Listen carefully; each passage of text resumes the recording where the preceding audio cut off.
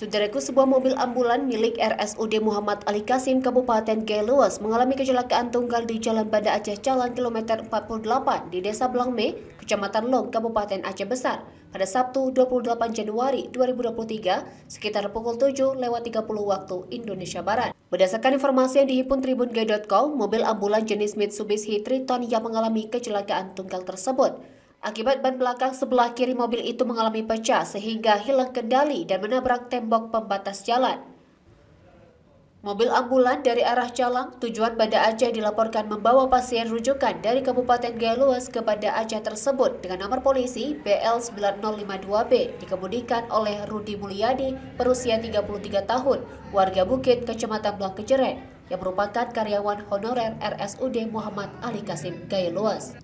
Kapolres Aceh Besar AKBP Charlie Syahputra kepada tribungai.com pada Sabtu 28 Januari 2023 mengatakan kecelakaan tunggal terhadap sebuah mobil ambulan milik RSUD Muhammad Ali Kasim Gailuas terjadi di Desa Blangme, Kecamatan Long, Kabupaten Aceh Besar, kilometer 48. Dikatakan, kronologis kecelakaan lalu lintas tersebut, mobil ambulan tersebut yang dikendarai oleh Rudi Mulyadi berusia 33 tahun dari arah Calang menuju Banda Aceh. Setibanya di kilometer 48, tiba-tiba mobil ambulan itu mengalami pecah ban sebelah kiri belakang, sehingga hilang kendali dan menabrak tembok pembatas jalan. Dari Gailuas, Rasidan, Tribun Gayo.